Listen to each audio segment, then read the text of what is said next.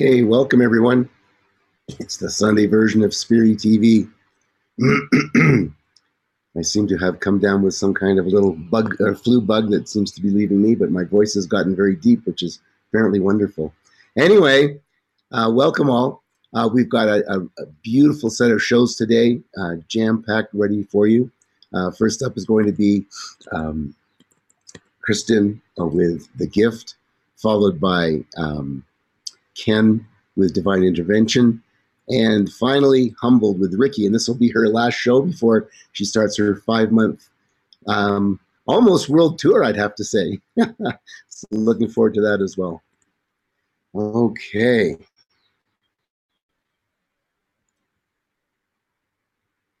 Just waiting for them to get online in Mexico.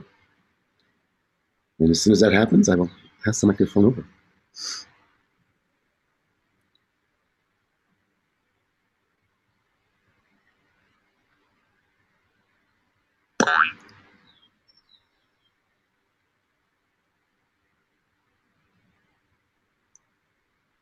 Okay, take it away, Mexico.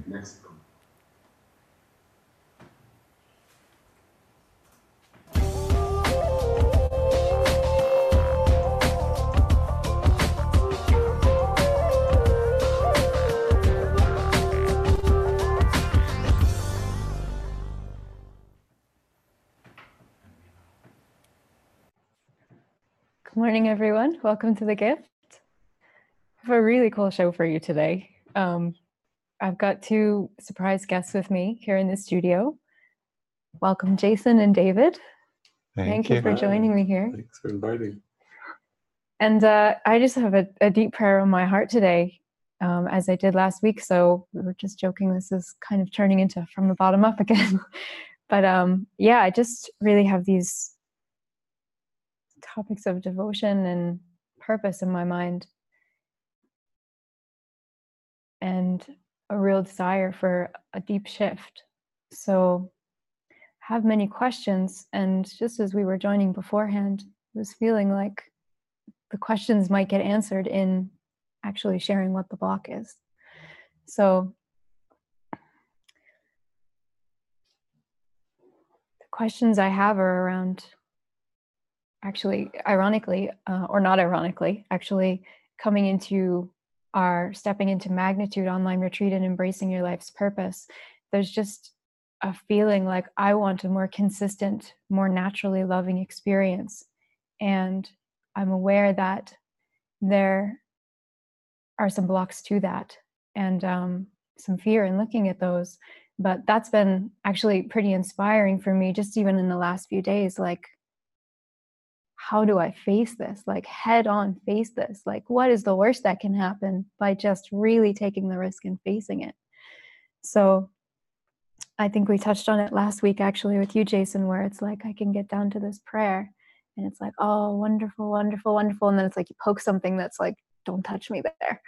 You know, like it's, I have the face of innocence in my mind too. So I just actually feel like this is a really rich topic. Like, what does it take to get down deeper, to really uncover what's underneath there so that it can be released, which Spirit would tell me is an intensely joyful experience. But there's just this, like, what does it take to really go there?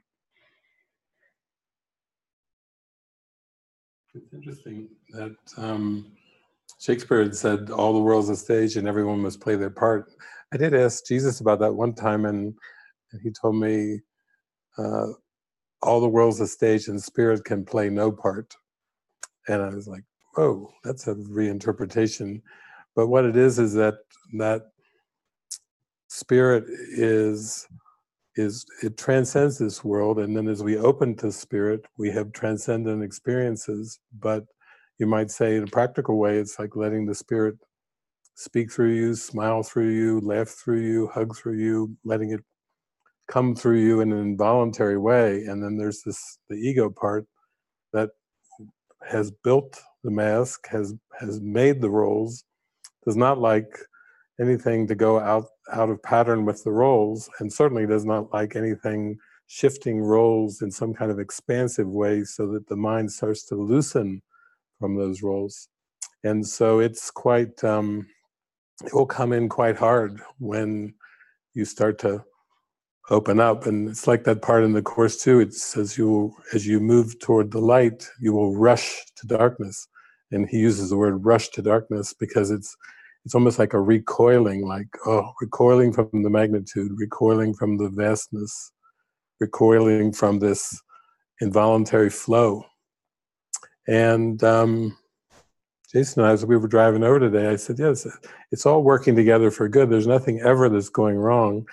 We're just kind of keeping, like in an energy work kind of metaphor, keeping the meridians open, keeping the flow of the energy flowing. And then when there's a contraction or a block, then that's just a call to extend what is needed and what is helpful.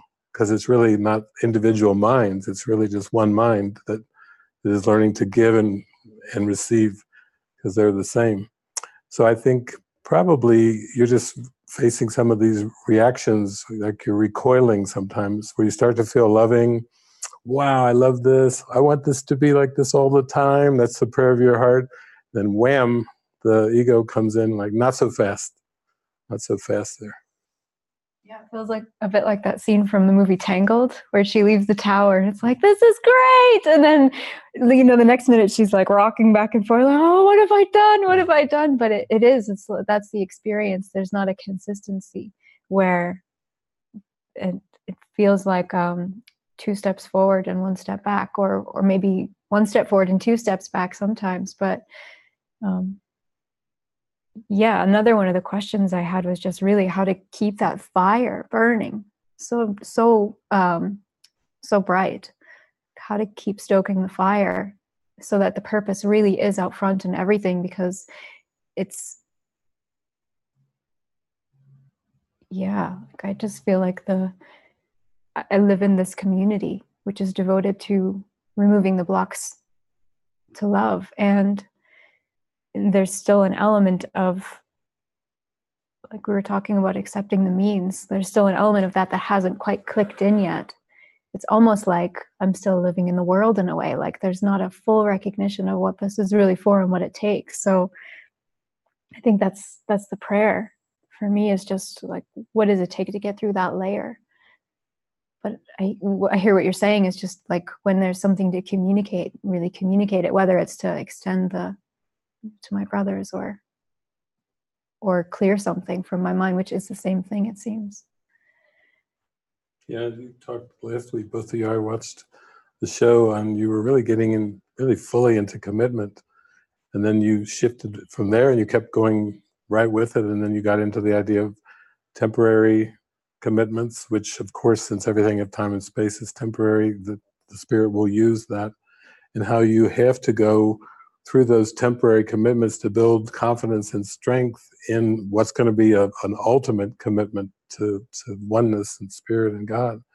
So I think it's almost like this week is kind of building on that commitment talk that you had, because that was leading more and more towards purpose. That's a lot of times people will say to me, commit to what? You know, they almost have a suspicious look in their eyes, like, yeah, what am I committing to? And then it really opens the discussion into purpose, because you really have to get clear on that before you can fully give your heart over in a commitment. And I think that's also leads the way to another topic you mentioned this morning, was devotion, when we were talking earlier. But you can't really even, I mean, you could say the same thing. People devote to what? Like, I better be really clear what I'm devoting to, because I'm not going to commit or devote to something that is not truly in my heart, expansive, free, loving, joyful. You know, I really have to get a grasp of that and get a clear idea of the direction. So I think that's great. This is like building off of the whole talk last week. Yeah, I don't remember yesterday we were talking about something in our big meeting too with the table, and they said, why? Do you remember what you said? What was why don't you? Oh, yeah. It came down to basically, I'm going to be kicked out. Right. But I mean, that is what you were mentioning too, David. Like, I'm not going to be liked. You know, like if they see, I mean, it's like the oldest one in the book in a way, but there's something in my mind that's just like, no, that's true. You cannot go there. Don't go there. Like, don't bring this up. whatever it is. It's not even, Yeah. you know, one thing. It's like any number of tiny compromises that shut down. Yeah. And then just clam up, and then you don't even know why. Yeah. You're not experiencing the natural devotion that is there.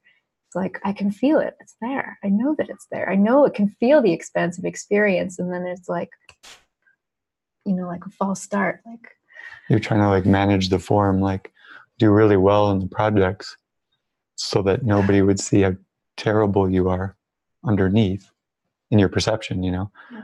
And then we were kind of joking because you were trying so hard to do the projects, but no matter how hard you tried, the project, they were starting to get really funky. And it was like, you relaxed in that actually, okay, I'm never going to be able to get them right.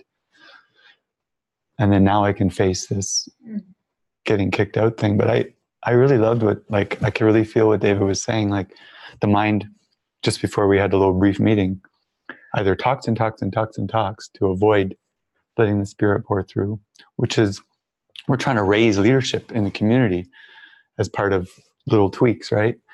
Or you clam up, and you were saying that you clam up, and maybe that's why you're coming up to Camas for a few weeks, is to really focus on slowly letting that voice come through to face that abandonment. Like, you're not going to get kicked out if you speak the spirit.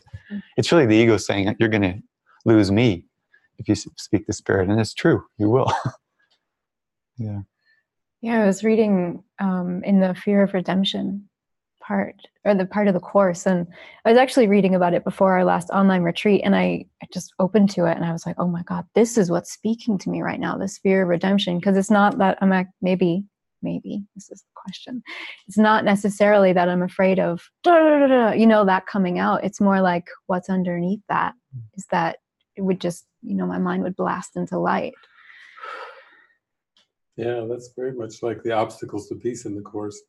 The fourth obstacle is the fear of God's love, which really is the fear of redemption, but it's so described so vividly in there. I remember one time I was with a friend of mine. We were, I think, touring. We were driving through, I think, Wisconsin, and she was driving the car, and she said, well, put the Course on. Or, no, she said, read me the Course. So I popped the book open, and I started reading The Obstacles to Peace. By the time I got down to the fourth obstacle, fear of God's love, the car was swerving all over. She couldn't even keep the car on the road. I said, we better stop here. But I think it's, you know, it is like getting to an ultimate sense. Whether you call it, I'm going to get kicked out, whether you call it, I'm going to be rejected, whether you call it abandonment issues, it doesn't really matter. It's very deep. It runs all the way back to the core belief in separation. That's why it's so intense. That's why the emotions are so strong. And I do remember, I've had this talk with so many people, but there was a time when Frank and I were just there, just the two of us, and I think, and he looked at me and he just looked me straight in the eye and he said, my greatest fear is that you're going to reject me, the community's going to reject me. It was a rejection fear. And it reminded me of that trilogy I was talking about last night in the car, you know, the Unbreakable and Split and this last one, Glass.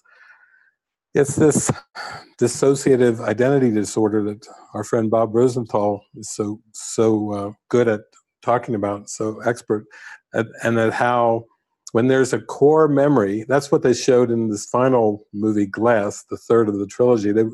We got to see the core memory in the Samuel Jackson character, the Glass character, the core memory in the guy with the 9 personalities, alters, and then in Bruce Willis's character too, like an overseer character. We got to see the memories.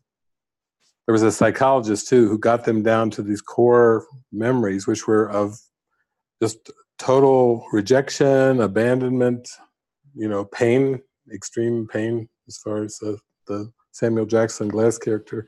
And so this whole idea of making a fragmented world and even having altars, I think of it as we have on this planet, we have like 7 billion altars in one body of Earth. You know how they have altars in a body and multiple personality, or DID. And really that's what's going on. And it's such a big cover-up. It's like the big cover-up of identity, dissociative identity disorder. And I know it's so huge because even when I was having a sandwich afterwards in the mall, this guy walked by with this DID T-shirt, and I'm like, look at that. You know, it's just coming at me from everywhere. It's just reminding me, it's like Spirit is being very playful. Like, yeah, we've got some dissociative identity disorder going on, but you have to be willing to let that arise, to get in touch with that memory. And that's what the fourth obstacle is really getting in touch with the block. That the ego said, you swore in blood never to come back here. You know, you swore we had a deal going. It was a bargain with the devil. You swore never to come and lift this cornerstone. And the ego says, you will die if you lift this cornerstone. You don't think God's going to let you off scot-free for this detour into fear and separation, when actually it's just pure light and love underneath that obstacle. But you swore in blood never to lift it. So that's really what's at the core of everything that we do with the whole ministry, the community underneath is just giving yourself the permission to go towards that, go in the mind, go towards that, and go towards that that mistake, seeming mistake, which really isn't a real one.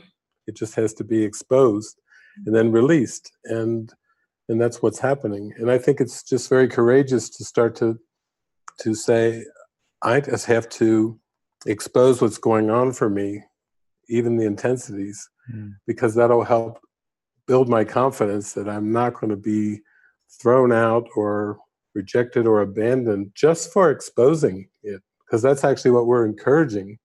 We all want that. We're all praying for that.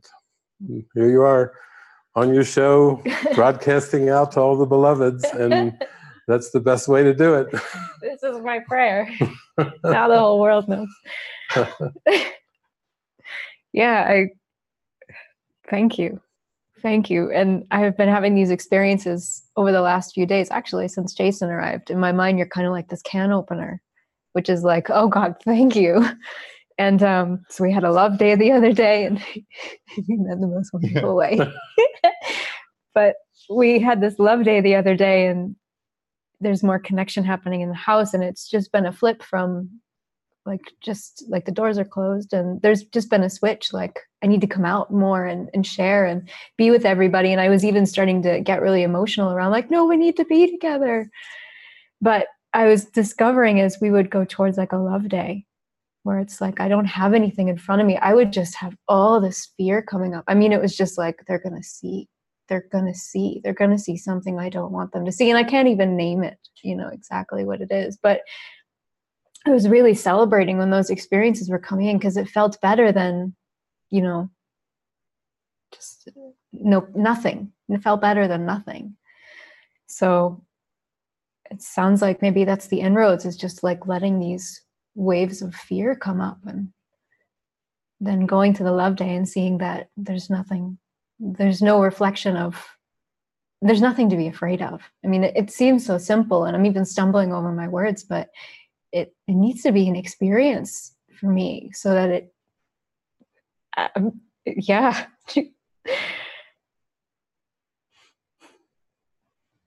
Yes, I really feel that's what the prayer of your heart is. Like you were talking not too long ago, how you came from working at the typical workaday job in the world in a cubicle. So you literally came from a cubicle, almost cubicle boxed thinking of, I'm here to put my time inside the box, earn my pay, then I get my time off to spend it any way I want and spend my pay, and typical boxed thinking of the world. And actually, you're here to expand your perception. That's really the only use of the body. That's the only use of all the symbols, is to expand your perception to a much larger perception of yourself, and then ultimately to transcend perception entirely and go merge with spirit. I'm always fascinated when I read things online, because they're always the head versus the heart. It's always some kind of duel. I'm like, the head versus the heart. What's this stuff? And I say, what is? I have to play the question. What is the heart? Well, the heart is the emotions, and the head is the cognition and the thoughts. I said, well, it's all connected. It's not like a battle, the head versus the heart. The longest distance you ever travel is to the head to the heart, 16 inches, and all this and that. And then there's this whole thing about, intuition versus rationality. And I always notice how rationality seems to get a bad name. It's like, come on, get out of your logic. Get out. Actually, the Greeks taught us that there was a great value in logic. And I love the Course in Miracles because Jesus is constantly, through the whole book, using logic. It's just that it's divine logic. It's just that it has a true causation. You know, spirit is in a state of grace forever. Your reality is only spirit. Therefore, you are in a state of grace forever. That's an example of divine logic. That's a perfect example of that. But you see how deep it goes. Whenever people are caught up into the false causation of this world and trying to fit into the world and balance the world and so on and so forth, then they don't really realize that their divinity is calling them to wake up from this world. And part of that is allowing yourself to be spoken through. And you can't ultimately do that fully as long as you retain a self-concept, as long as you retain a personal self-concept. Then you'll be afraid of the spirit, because for the spirit, everything you think and say and do teaches all the universe. You know, it's so vast. So Jesus was just a good example a couple thousand years ago that, you know, I think people were a little bit okay with him as long as he was a carpenter's son, as long as he was a son, as long as he was, you know, a Galilean, as long as he was these things, you know, it was fine. And then when he started speaking, you know, I am the way, the truth, and the life. No one comes to the Father but through me. And before Abraham, I am. They just they reacted with fury. And then when he would go into the synagogue and be able to speak to the, you know, to the rabbis and to everyone there and say, your sins are forgiven. Wow, did that create a havoc? Your sins are forgiven. You know, right away they came back, what are you doing? Only God can forgive sins. And he took huge flack for saying, your sins are forgiven. When he was just, again, speaking from eternity and doing what he was given to do. So I think we have to all realize that we're all being called by Spirit. We're all going to reach that phase where we have to let the Spirit speak through us. And we have to do it no matter what seem to be the apparent consequences in the world, because it's like washing away this idea that there's something outside of us that can hold us back, or somebody's going to pull the switch, and you're saying, you know, I'm afraid I'll get kicked out. I've been hearing Lisa talk about that for the last 12 years. The happier she got, the more she was sure she was going to get kicked out. And she would get so joyful that she'd call me up on the phone and I'm like, what do you think, the metaphysical police are going to come and break down your door? And yeah, that's how it feels. Like, I'm so happy right now I could burst, but I feel like someone's going to pound the door down and go, we got you. You're under arrest. You're too happy. You know, you've gone too far with this. And that's what we're really facing here, is really going for it. We're really encouraging everybody to go for it. You know, don't hold back for any reason in the world.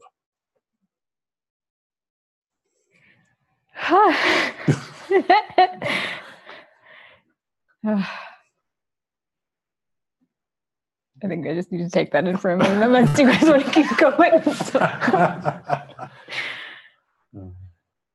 That's a good phase to be in.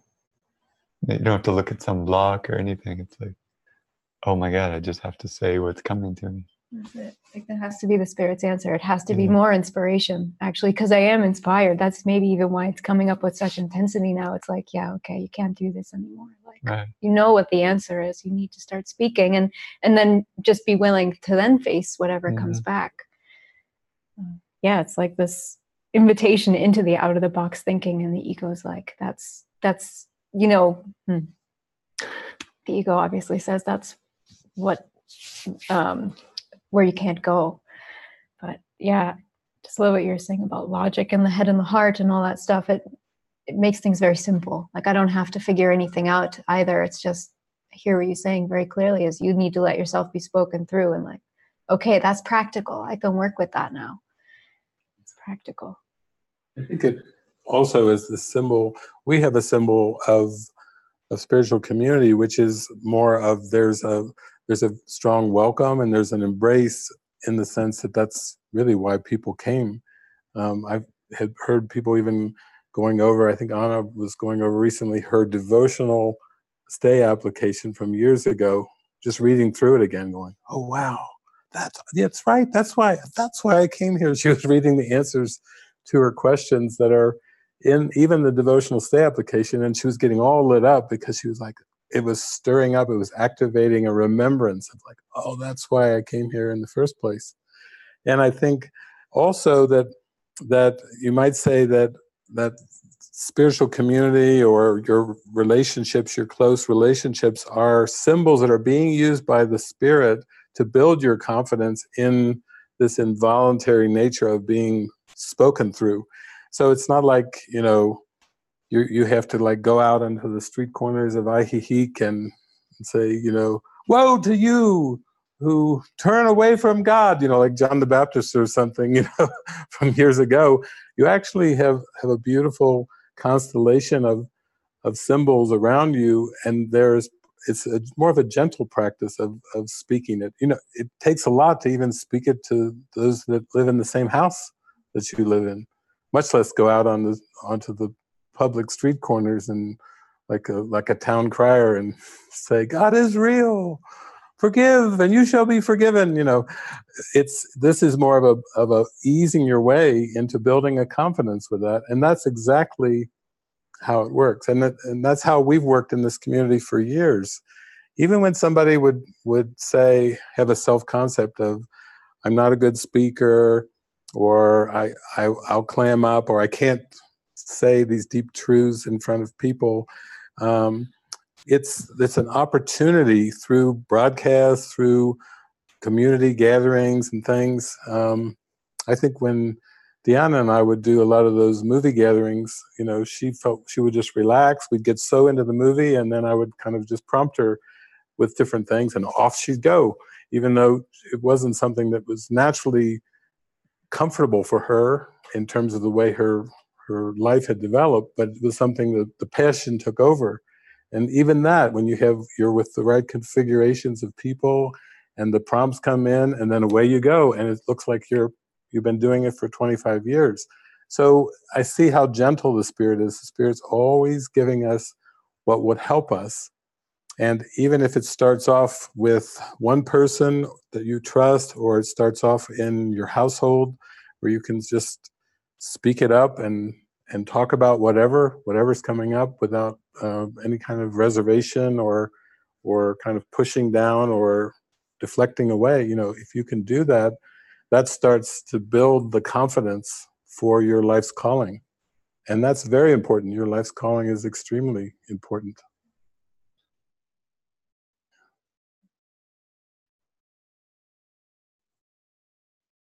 That goes for all of you too.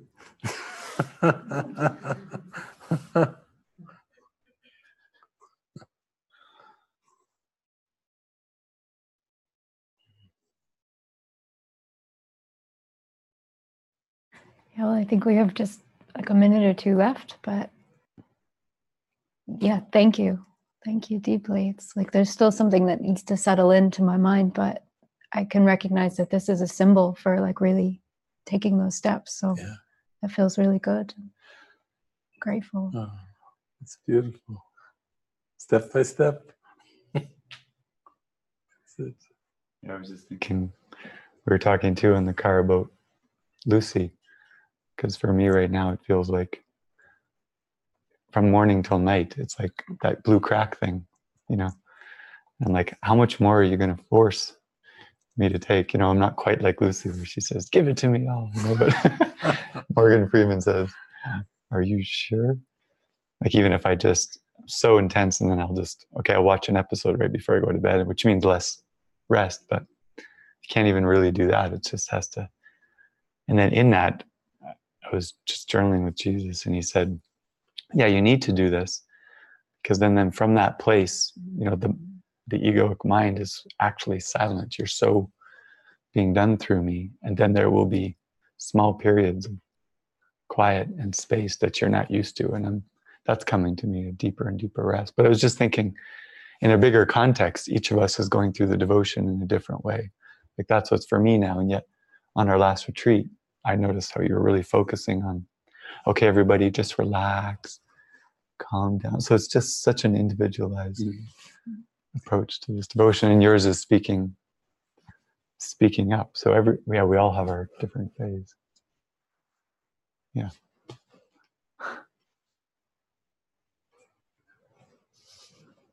Thank you so much. Thank you. Thank you everyone for joining us and joining me in my prayer, and see you soon.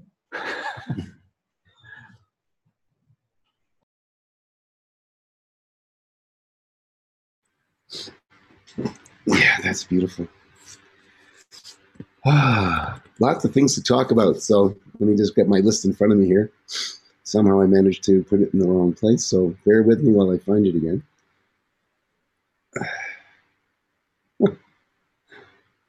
There it is. Events. Oh my gosh. The events are just coming at us 90 miles an hour. I'm just going to go over to our events page and just, and again, all of these events are available to you. livingmiraclecenter.org/events. And there's a ton of them. In fact, one just popped up. Kirsten is doing an online event in Japan, and that's on January the 26th. So that's something to look forward to. That'll be an online gathering in English with Japanese translations. So, and there's a couple more coming up like that. And I just want to say something about translations. Sometimes people say, "Oh, I'm not going to watch it because it's going to, I have to wait while they translate it into the other language." And Michael Caruana said something a year or two ago, which really caught my attention. And he said, well, there's two ways of looking at the translation. One is that it's an interruption and it's a bother and so on. And then the other is it gives me time to reflect on what's just been said in English. And I like that. That's a really cool rethinking of that. Following that, on January 29th, there's a beautiful interview with David Hoffmeister and Jennifer Hadley. That's a free event, and that's on January 29th. On January 30th, Alan Cohen, which I can hardly wait to hear this interview, with David, also a free event. That's on Wednesday, January the 29th. And coming up, man, stepping into magnitude, it's the next Awakening from the Dream online retreat. It's powerful. We had a beautiful joining last month, and this is the next step, literally stepping into the magnitude and just accepting who we really are and shining. Just like they were talking with Kristen, her thing is to step up and speak. For some others, it's to sit back and reflect, but it's still magnitude. There's no comparison as to what one magnitude looks like versus the other. So this is a beautiful event, and that's February the 1st through February the 3rd. Love to see you there. Ricki's hitting the road. She's got a forgiveness tour starting February the 8th through the 9th, and that's going to be in Daytona Beach. And then following that, Kristen is going to be in Sao Paulo, and I'll be there giving her some support, which I'm really excited about. That's on the 9th and 10th. And this is another online event you can either come in person or online, and something to really take a great look at. It's a beautiful opportunity to join with our mighty companions in Brazil. So have a look at that. That's February the 9th through the 10th. And the price on that is absolutely outstanding. I'll let you go to the site and you can have a look at that. It's a beautiful opportunity to go deeper into guidance and developing a deeper relationship with Spirit. And then back to Ricki, excuse me, on her forgiveness tour on February the 15th. She'll be in St. Augustine, Florida. And then right after that, on the 20th, she's going to join with Benicio, and they're going to be in, where is it? Fort Lauderdale, Florida. So that's something to look forward to. So lots and lots and lots of stuff coming your way. Almost every other day, something else pops up on the event screen. So really take a look at that. That's livingmiraclecenter.org/events. that's going to be a hot space for the next little while. That's for sure. And speaking of hot spaces, tomorrow is the beginning of the next 30-day program. If you haven't signed up, there's still lots of room. And this is a beautiful way of bringing spirit back in on a daily basis. It's a great program. Every day you get an inspirational email from David. And there's a private Facebook group where you can express your feelings that you'll join when you sign up for that program. So please do take advantage of that. It starts tomorrow. So lots happening there. Okay, I think that's enough for me for now. Thanks for listening, and we'll see you in a few minutes with Divine Intervention. Bye for now.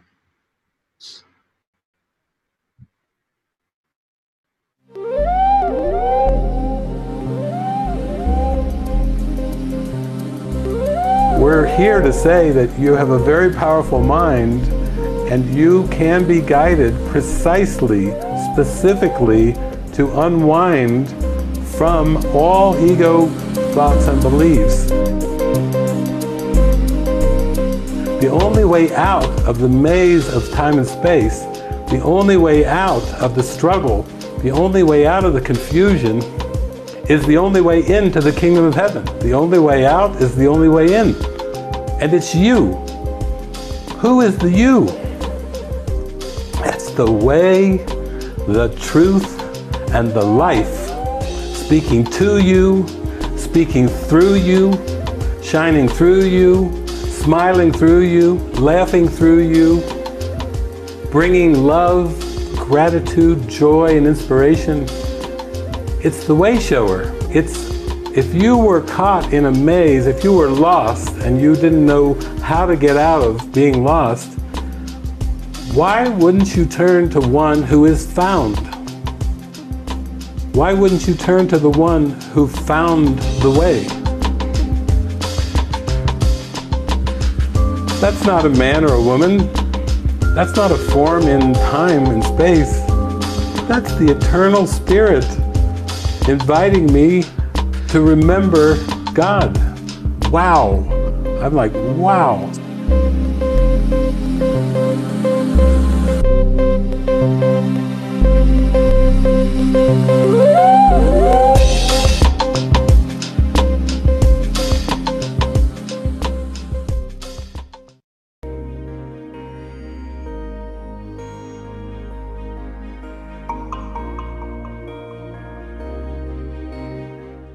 Perception is the realm of the five senses. Perceptual problems are never real problems, although they can point us back to the one problem of believing in separation. Perception is the realm in which we appear to be in. This was highlighted for me when my sister got married. The day after the wedding, people from different generations were gathered watching TV. It was a comedy special. Because there were so many of them, I couldn't see the TV. All I could see were faces turning red, eyes shifting around, some embarrassment, some downright humiliation, and some outright anger and rage. And then, my brother-in-law fell out of his chair and rolled on the floor, laughing.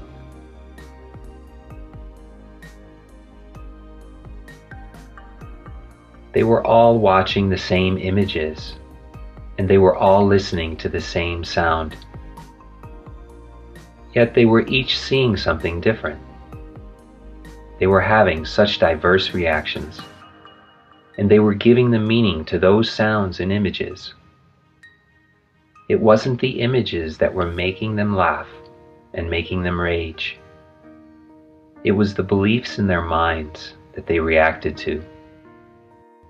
A world is going on in our minds, the world of images and the thoughts we're thinking. This is the basis for how we perceive the external world.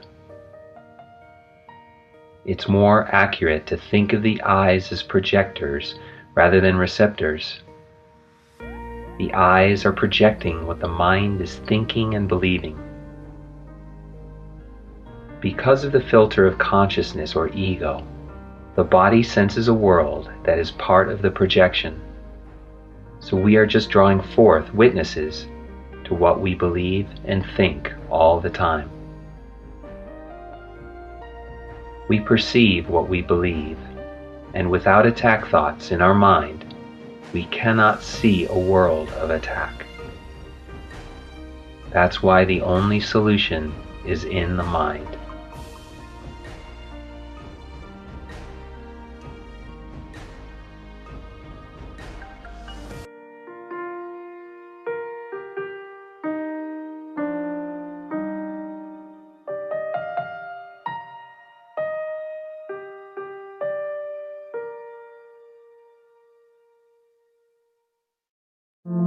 Does your life feel like it's out of control and moving too fast? Do you find yourself frustrated by little things? Are you having trouble communicating with the one you love? Are you preoccupied and aggravated with the endless game of living? Take a time out. Breathe.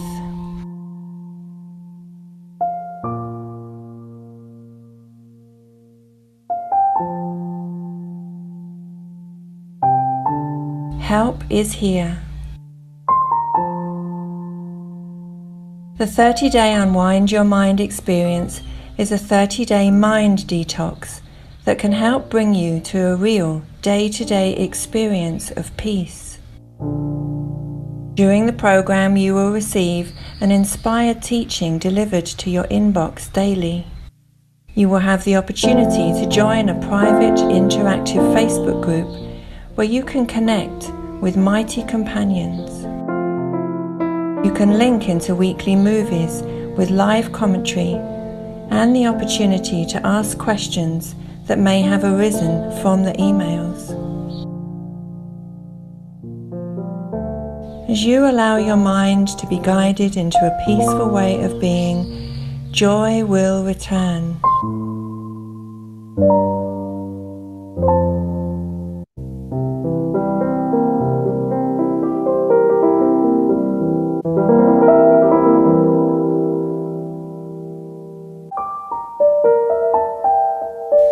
Join us for the next program.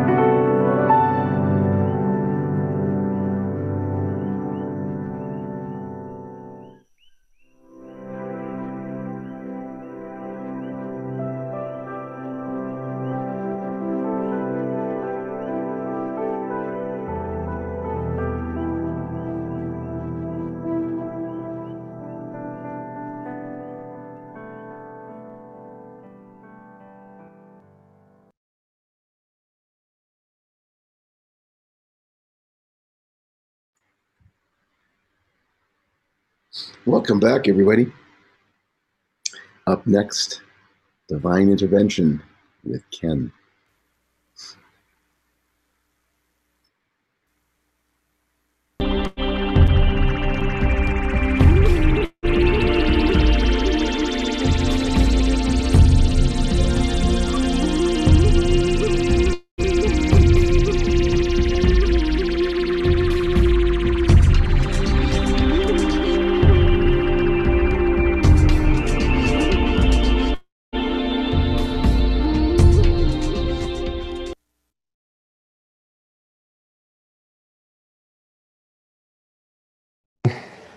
So I'm back with Andrew for another episode of the sagas of our adventures.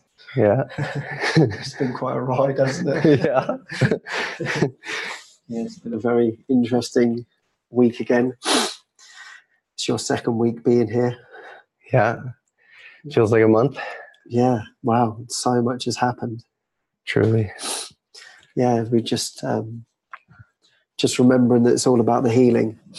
And even this show, it's like each time before we come on the show, we say, okay, this is just about the maximal healing. Whatever needs to come up, needs to come up. It was kind of interesting because this doesn't happen to me normally when I do the shows, but it's like as I was walking out my door this morning, like all of a sudden this emotion came up, like almost like tears underneath. And I'm like, I don't even know what this is all about. Like, but so much seems to come up when we're together. And one of the interesting things is like what we shared today is like either I'm not feeling good and then you're feeling good, or you're not feeling good and I'm feeling good. So it's like we can always support each other. So it's like we're never like, oh God, we both feel really terrible. It's always like one of us is like, oh, it's actually okay. Yeah. And remember what it's all about. So we've always got each other to remember the purpose, and that's been the beautiful thing. And I think one of the main themes for me has been responsibility.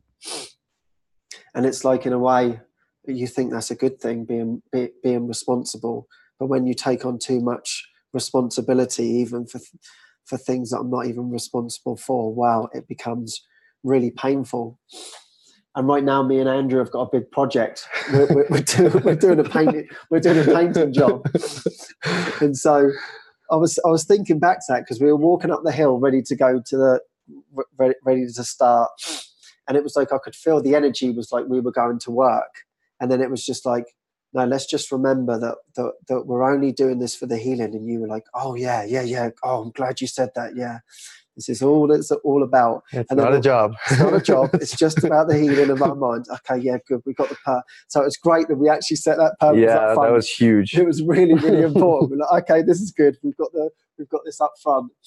And then when we kind of get there and we start looking around and we're like, oh, like, thank Lord the purpose was out front. Yeah, thank God.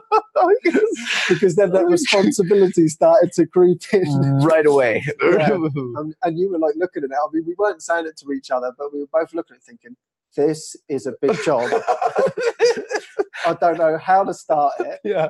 And the funny thing is, we've talked about it because we've both done similar jobs in our own countries. But when you're in Mexico, I know that it's a different kettle of fish. And I'm like, we don't understand all of the language. We don't know the materials they use. The temperature is different. And we don't even know whether we can get the materials that we're used to using. Yeah. So we're sort of like looking at it thinking, oh my God, what do we do here? And it was interesting that we weren't talking about it. We're walking around going, there's a lot to do here. There's a real lot to do here. And we're finding more and more problems.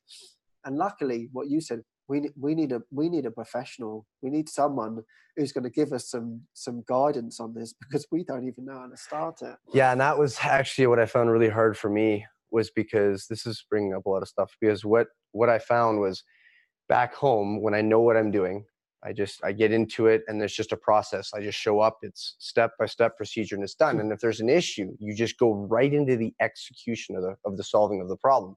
Whereas here, I just felt like so much almost guilt, or so much what you were saying about responsibility, that I don't want to let anybody down. Because like, okay, well, they've asked, Andrew and Ken to take this project on, or Andrew on, and you say yes, you feel like you're supposed to do it right.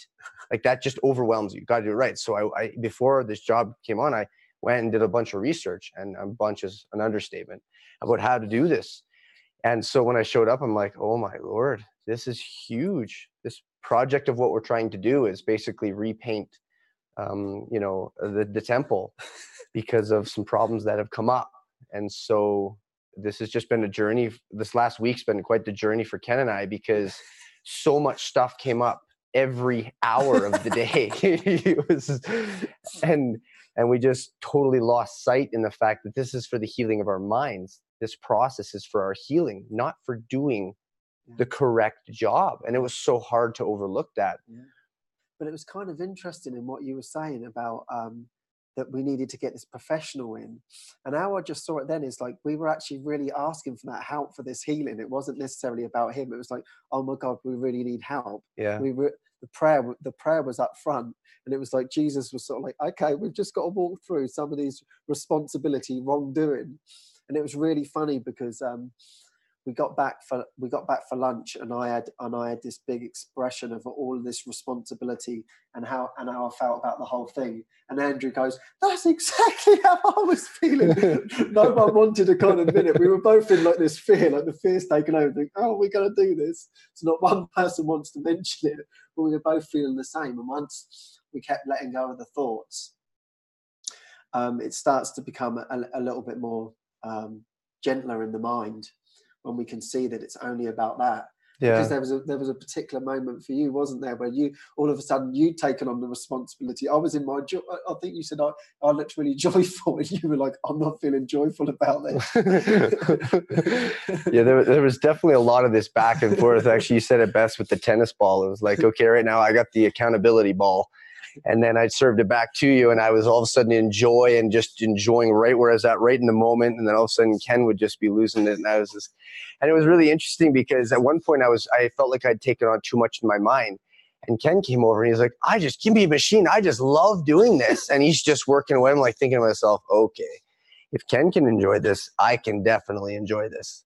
So just so you know, I really don't like working with machinery and stuff. I have done it all, but it doesn't really, really interest me. I've never had like a great passion for it. And you really love the tools, and you're like, oh, let's get the tools out. And you're, oh, this is amazing. Look what this does. And I'm thinking, so what?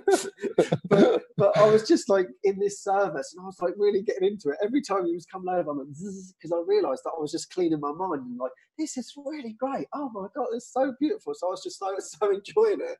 Yeah. And then I batted across the ball to responsibility to you, and you're like, this isn't looking good. This is looking like a lot of work. I'm watching this process of Mexicans working speed, and they're using like these chisels just to work it. I'm just thinking this is going to take 6 months. How long do we have? Again, forgetting that the real depth was in there. And so I stepped back, you know, when the ball felt like it came back to me, I stepped back and I realized that there was I was looking at it just so differently. And when I pulled away, I realized that one thing that really helped was when Ken was expressing this, Jason said to me, you know, this was preyed upon. This is for your healing. We have this set up just for you. And it hit me like a ton of bricks.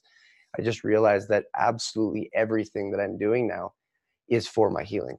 And because of that, I was able to become very present in exactly every step that I was doing, knowing that I can't get it right or wrong, but it's about this joining with Jesus, with Ken, and this collaboration of just being together. And what was really helpful was having the faith or the trust that when I felt myself slipping too far or getting really agitated, Ken would be there to really stop it from going any further. It was actually tremendously helpful. And then of course, you know, when it seemed like you were getting a little edgy and a little out there, I was really joyful, loving what I was doing, and I would pull him back out. And I just love that collaboration of the sane mind, like whoever's less sane or more sane can really pull the other back out. And that's what helps. Yeah. And it was so funny watching the Mexican workers, how they use their tools and everything very, very slow, he's been there only like 10 minutes. Next minute, he's sitting down having his lunch. And I'm thinking, What? Are you kidding me? You just got here.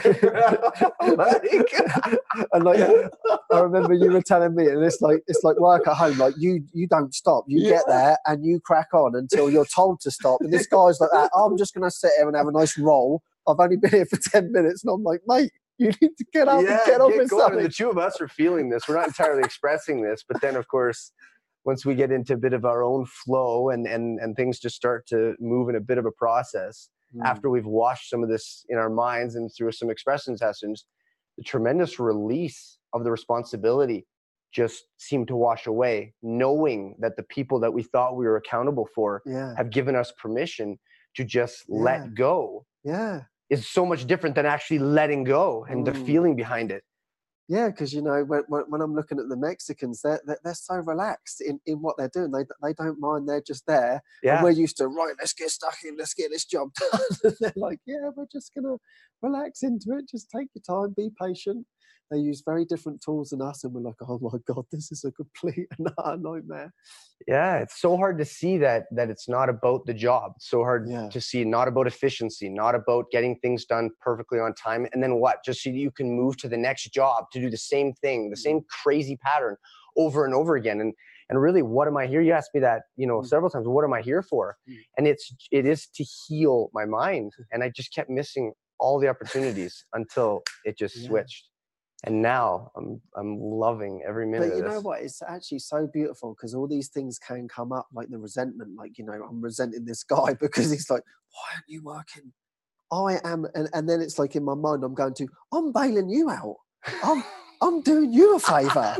This isn't the other way around. And you're sitting there eating a roll and I'm doing the work. And then this starts like manifesting. Oh God, it's so beautiful, really. Yeah, and then you start taking it back. Okay, this is actually wonderful that I get to heal my resentment. I get to heal this responsibility. Like for you, you had a massive clearing on this responsibility because you were taking it on. But then all of a sudden, something really shifted for you, didn't it? When you could see that it wasn't about the getting it done. Yeah, I mean, it did. Something that just came to my mind with what you're saying about this responsibility was also just a bit of a humorous, I thought, example was when back home. To give you a bit of a quick preempt, I basically took 20 things that I love to do in life, love it, and then I put a job around those 20 things, so that every day I wake up, I get to use the sunshine, truck and trailer. I get to be physically demanding, all this stuff, and I've basically, in a way, tricked myself into the ideal fake happiness. Is what I've done and what I knew I did, but I thought it would be the best way to live this life. If you're going to do it some way, you might as well be as fake happy as you can be. But I knew it would never be enough.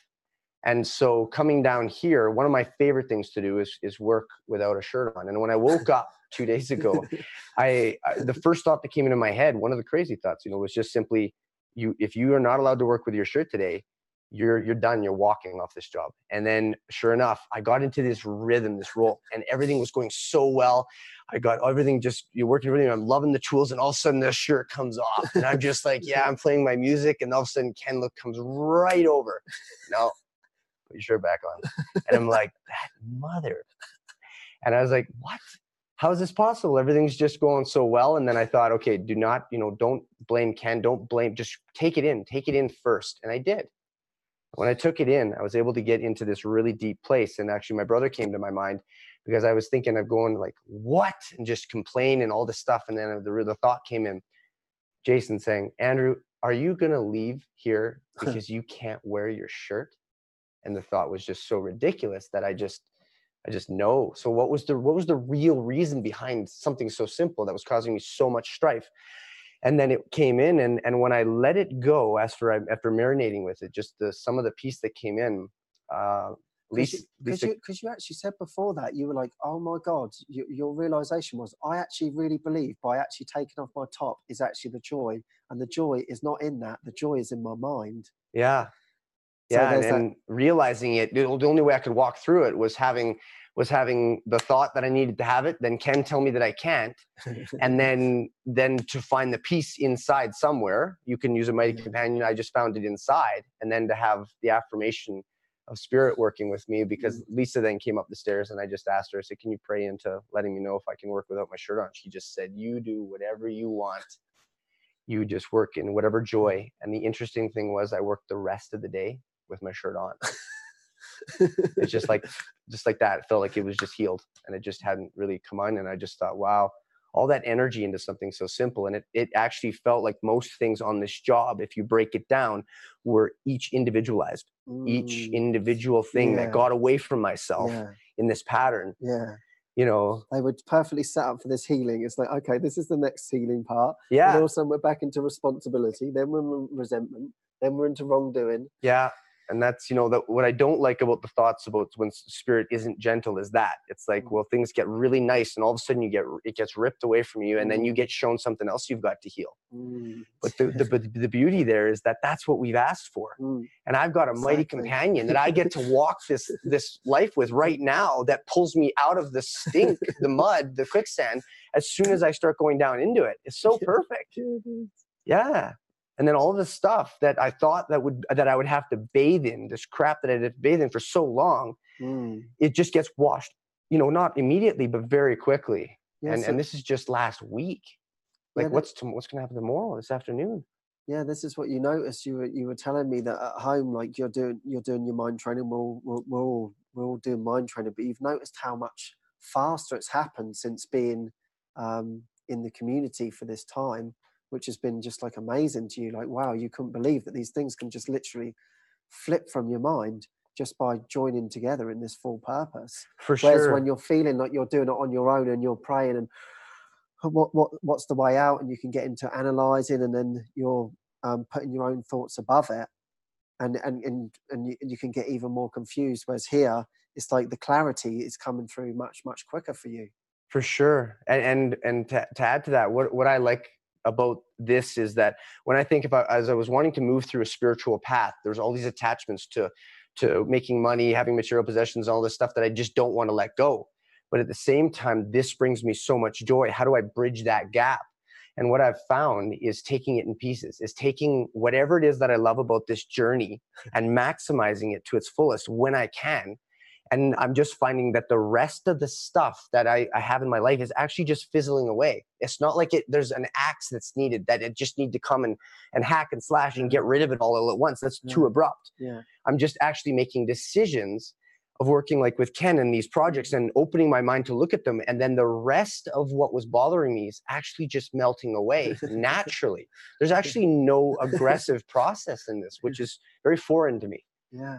This is, you know, what you're saying is just like everything's moving through a little bit faster, a little bit quicker because the other stuff's just melted away. Yeah. And this is what I have room for. I've opened up room in my heart and my mind for really just this. And so coming here was just that next logical step. Yeah, for sure. Whatever can make my mind easier to do this is really what I've called for. Yeah. And watching you react sometimes is that perfect mirror of my mind about what looks like what gentle couldn't be. But then you're just like, grr, and I just big smile on my face, and then you're like, oh, that's right. This is all for my healing. It's so funny. Yeah, it's like your excitement over things. I can be in this like annoyance over something, and then you're like, have you seen this tool? I want to show you this tool. Isn't it amazing? Look what it can do. Look, this is going to speed things up. Yeah. And you're so joyful, and it's like then I've completely forgotten what was going on in my mind.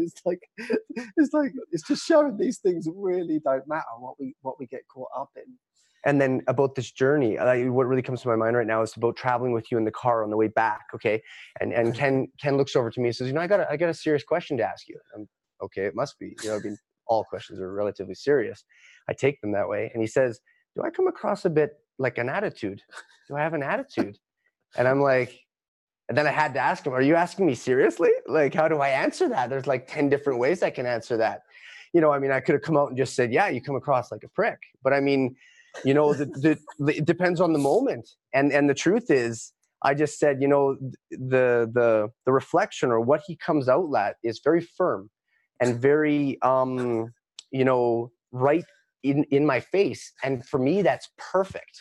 I love that. And what I'm trying to say here is what I love about this is that we can just, in any moment, it's not necessarily about work. or it's about this. It's actually anything that comes up for us, we can share. And then you can get hopefully like the most honest answer you can get back to work through this stuff, to move through it. And I just got to say, I don't get that back home. I don't get that anywhere else. And so I just, I just love it here because of that. Yeah, that is so beautiful. And it kind of reminded me of like last night we had like a bit more of a sharing, and it was interesting. You were like sharing your past, and it was like I couldn't even see that about you. We took drugs, drinking, and all of that business, and like I could really see that had like moved past. And it's like for me, like it's like that reflection of like I still hold these reflections that on this person, but then I could like see it in you and be like, no, that's really not you. But like it was like giving me permission to let go of like this mask that I've like held on to. Like it's not who you are any longer. You don't have to think. It's like I'm being fooled by the ego that I'm this terrible person, but yet that's like gone away. Like I don't feel like doing crazy things anymore, but yet my mind tells me, yeah, you're still crazy. And I guess I'm seeing that in you, and it's beautiful for me because I just see your innocence in what you're doing. Like I don't see any of that in the stories that we've told, and they've been helpful to see. No, you're completely and utterly innocent, which then helps me get in touch with my innocence because you totally relate to it. Yeah, that's really powerful. Yeah. Well. Yeah, that reflection of innocence it's still a little bit new for me because I attach the word innocence with weakness, and that's crazy. Yeah, because innocence, when I really thought about it, I heard an explanation by David about innocence. It's so pure and so loving and so joyful. I just misconstrued the word, but really it's like I falsely attached fewer words or things to it. But once I actually digressed and looked at it, there's a lot of beauty behind it. Yeah. And it even feels weird explaining things like this. It feels a little bit foreign, but I figure if I need to move through this, I gotta get real deeply honest with it. So yeah, completely. Because it's like these words, they weren't normal words to us. But oh, you're innocent. It's like, no, I'm guilty. Yeah, these were words. yeah. We just felt completely guilty all the time. Yeah. And that's been the beautiful thing about everything that we're doing here, because we can raise up that guilt, because it's so surprising how actually guilty we feel over so many things, or that we're doing something wrong all the time. And in a way, that's what I've loved about being in community. When I first came, I was just like, I can't believe how guilty I feel over pretty much everything that I'm doing. I'm feeling guilty, and it's like so like masked over. But when we're here, we have these opportunities just to keep, okay, underneath this guilt is the innocence. And yeah, wow, that's been a very strong word for me to see. Really, am I innocent? I love that I can see it in you. So if I'm seeing it in you, it's somewhere in me. Right. Similar to you, I don't feel like I'm innocent. But when I see it in someone else, something starts to touch in my heart to know if I'm seeing it, then it's me too. So that's what gives me the relief in it. That I know it's almost like going to the gym. You're strengthening the muscles. You start off doing lighter weights, and over time, it's just going to get stronger. Each time I continue to look at it, I may not be in 100%. Yes, I'm innocent, but we're just strengthening those muscles inside of us to remember really who we are and what we're doing this for. Yeah, I'm a little bit excited to see kind of what we're gonna move through again, like throughout the next week, because it does actually feel like we unknowingly, at the time didn't realize we'd be moving through so much stuff with a simple project. And now we're gonna have a whole new outlook every day moving into this. It's almost like, okay, well, what's in store for us next to heal? But I feel as though even though there's things yet to heal, it feels almost like, okay, bring it on. Yeah, because I've got you, and I've got all of this at my disposal to work through it. Yeah, I kind of like this as well, because we've got this set time. Because you're here for only a certain amount of time. So I kind of like that, because it's like, okay, let's get stuck in. Yeah. Are we going to get off the pot? Like, are we going to look at this or not? Yeah, exactly. And maybe, that's not on the forefront of my mind, but it's definitely in there. Yeah. Yeah.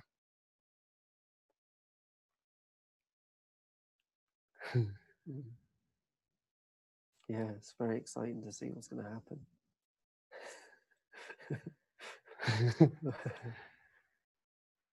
Wow, we're flying along. We're already. We've got 5 minutes. Oh, okay. Yeah, I wanted to talk about what we said when we met up with Emmanuel. He helped us with getting the paint and everything, and it was so joyful. And it's like it's so hard in Mexico to find like professionals. Yeah. And then we tracked down this guy, and we just had these beautiful join-ins with him. And yeah, I don't know, something just all of a sudden it lightened us up, didn't it, from that responsibility? Like, oh my God, how on earth are we going to find this help? And he came in, he was like this guide, and it was hilarious, wasn't it? Because when we were walking around the shop, we were speaking to the people, and they said, oh no, the boss, he doesn't come in till 11 o'clock. And we looked at our clock, it's like 10:15, and we're like, oh God, no, we've got to get back. Lo and behold, he just walks right in. And then he just walks literally straight through the door. Oh, he's in early today. It's like, okay, perfect. And in his heart, I'll come to the job. I will show you everything. And when he came to the job, he was like so soothing to us, because we wanted, we were still in the wrong. Yeah, we wanted to make him wrong. He did this wrong. Right, come on. Yeah, you got to show him. Tell me what they did wrong. What was so beautiful about this was that he basically, again, allowed us to forgive, because he outlined the perfect no-win scenario. He basically said, with the climate, with everything here, with the way the concrete is, with the way the paint is, basically you're going to be stuck with having to fix this, but the best thing you can do is what you're doing. Yeah. And he just basically said, you're actually going overboard. You are actually having these guys do too much. And but at the same time, we could see that this is just the way it is. You have to accept it. You have to, because there's apparently no better way, but the logical mind wants to come up with a better way and then execute it, so you can feel all pride and proudful, and I'm the guy who figured this all out. But that's just not the case here. Yeah. And there was just a chance for tremendous healing, and this Emmanuel guide gave us that opportunity. Just very, very soothing, like he said. Yeah, it was really good. Yeah, he was like comforting us, because he goes, no, I believe they've done this to their best of their ability. Yeah. Because I'm like, did he cut corners? Was that rubbed down right? Was this I'm going to find the fault in this. And he's like, no, I really do believe that they done their best. And that's Jesus's way of just saying, exactly, we're all innocent. Yeah, we're innocent. These guys did a great job, but it's still this way. And it's so hard for the mind to wrap itself around that. Yeah. How can something not be perfect? Yeah. But then the beauty is that it's not perfect, and that's beautiful. Yeah. That was cool. That's true. And I think you and I both lightened up tremendously after that meeting with him. Yeah. We were both like less on edge. Yeah. And then he knew the best materials to use and everything, and was only happy to come back and support us. Yeah. And it was just like, I don't know, something that and then right after that, we talked to David, and we said, this is the options that we have. And David said, no, it feels good that, every 6 months we'll just do a spot check with the new tools that we just got. You just sand it down, prime it up, paint it, which will take a lot quicker. Yeah. And then that's the process. And that felt like it just, now we've been given permission to just that's what we get back at what we need to do. Yeah. Yeah. And that's been the interesting thing, is we've been on the same page on everything. Like, we knew the process, you explained the process, and I was like, yeah, this is how I believe the job's supposed to be done. Yeah. Can we do it here? We find a guy to help us. Okay, great. He's on exactly the same page as us. Good. Yeah. Okay. We find out more information. Yeah, it's a bit more than we expected. Okay, this is good. And then we had the confirmation of what we felt like, okay, it's going to be the patching and continuing on doing this. And then when you get that, it's like, but I still wanted to be responsible for it. Yeah, it creeps in. Like, even though we're all completely joined in it, like, yeah, this feels really good. It's like this morning there was more of that release to say, no, we have completely joined on it. But I don't know what it is about that gripping in the mind that, no, I'm responsible for this. And if this goes wrong, it goes down on my head. It's like wanting to be guilty, like wanting to slap myself or something, even though the whole circumstance has gone, you're innocent. Yeah, you don't need to worry about it. You don't need to worry about it. Yeah. So I guess you just have to rely on your mighty companions for reminding you about this. So that's what we just got to keep doing. Just keep reminding and reminding. That's what it seems like. We're just reminding each other of that. It's still amazing how many things that I feel we walked through just in such a short time frame, and I'm excited to see what we'll be able to share with you maybe next week. Yeah. If that's God willing. Yeah. Well, thank you so much for coming and saving me, Andrew. Yeah, thank you, bud. Again, thank you for having me. Yeah, you're so welcome. I'm very grateful. Oh, thank you so much, everyone. Lots of love. Thank you very much, everybody.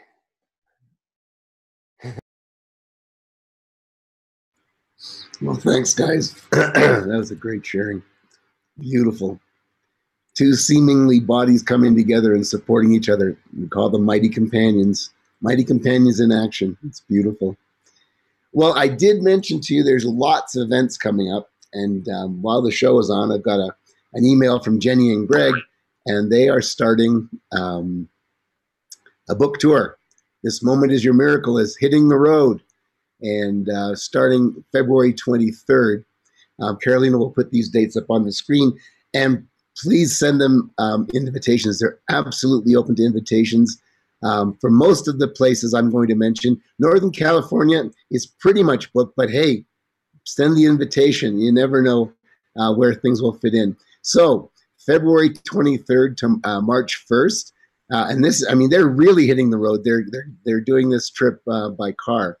So they're leaving Salt Lake City and they're heading to San Diego via Las Vegas. So February 23rd to March 1st, if you're there and you have some room, they would love to meet with you. March 1st to 5th, they'll be in Southern California.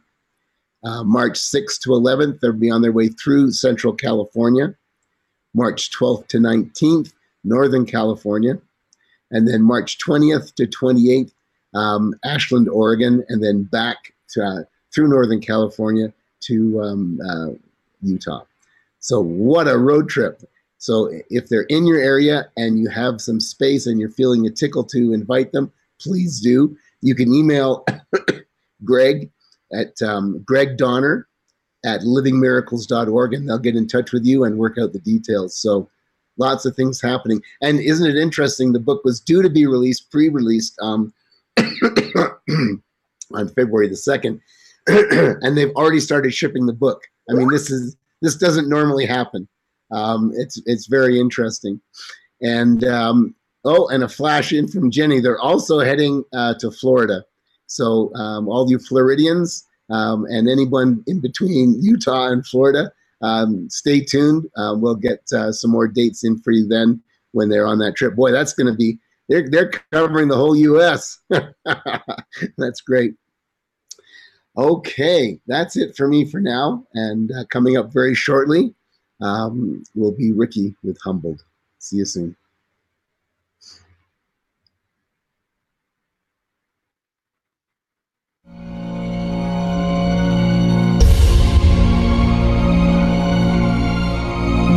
The world is not the cause of our state of mind. Choosing our thoughts is where the state of mind comes. We are empowered to have peace of mind consistently by realizing that we choose our thoughts, and we can choose to align with very peaceful, loving thoughts that come from our source, our creator, and be very peaceful. And if we don't, then we will perceive things that seem to be external causes, but the external causes aren't really real.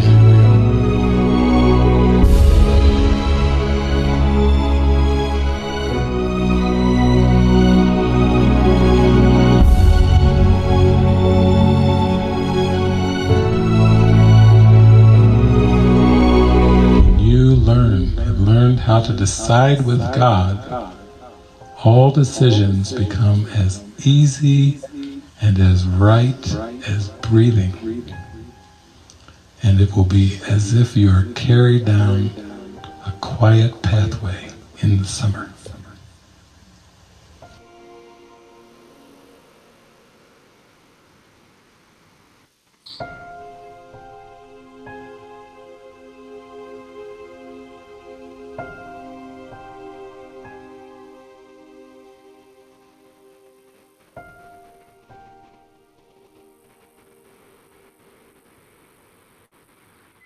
I've built a shelter for your heart and cover you with roses.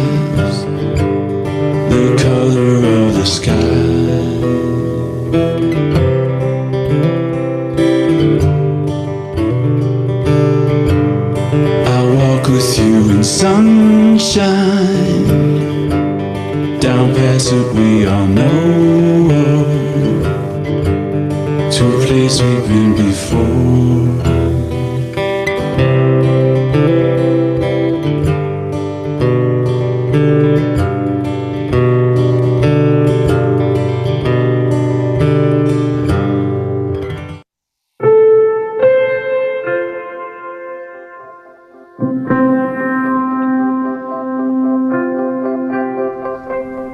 Can you tell me what it is you feel is helpful about this doorway for those coming to it?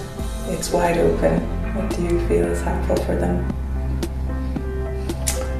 Yeah, well, this doorway, it seems to be hidden to the everyday perceptions of the world, the linear perceptions. So it's almost like an esoteric doorway into mysticism, and it can be quite disturbing to the ego. So I would say don't be alarmed as you come close to this doorway, because the ego may have some reactions. But it's a very gracious doorway. It's God's love and grace coming into awareness. And there still seems to be steps to take. The mind is very addicted to linear time, and so it has to come in a form of steps. But each step leads happily on to the next step and the next. And with each step inward that you take through this doorway or through this portal or gateway, every step gets lighter and lighter, and you become less aware of the elements of time and space. So in order to come into experience of God's grace, you have to meet the conditions of grace. You can't bring judgments through the portal. You can't bring these attachments of the past into the portal. You have to leave them at the door. And so in that sense, it's a very light journey as you enter into the portal. You get lighter and lighter because you're not carrying the weight of past thoughts and beliefs and perceptions.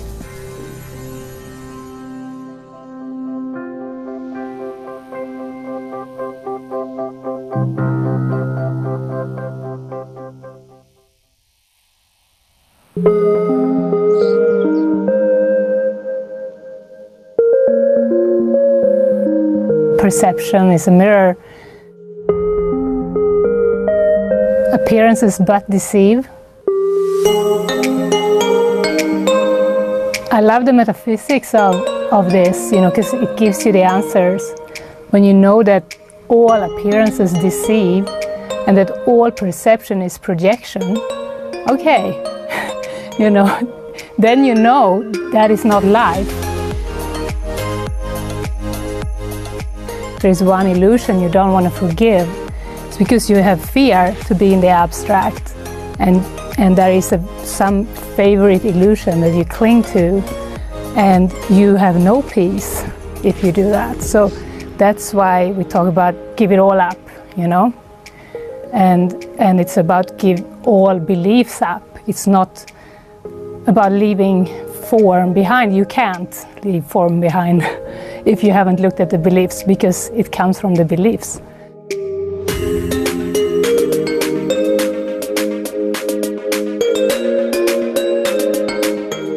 It's not anything else.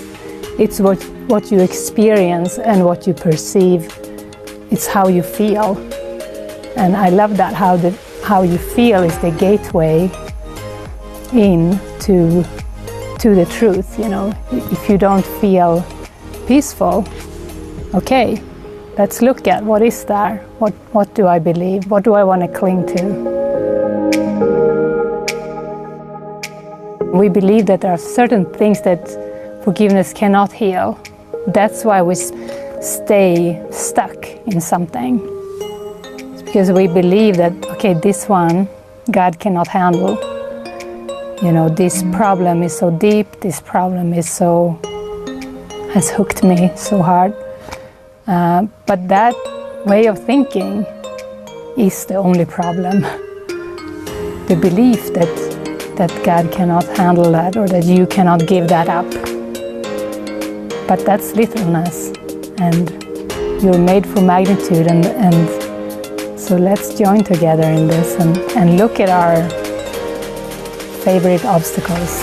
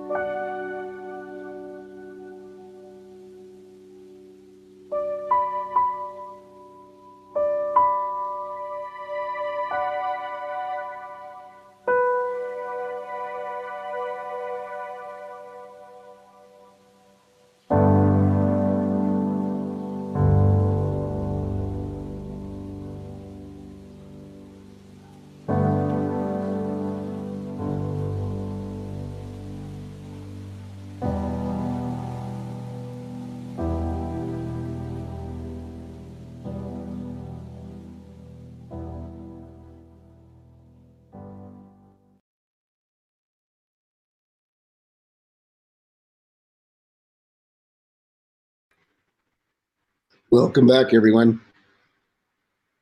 And for her final performance, I don't know why I call it performance, final show before she starts her 5-month tour, it's Ricki with Humbled. Take it away, Ricki. Thanks, Jeff. Hi, everyone.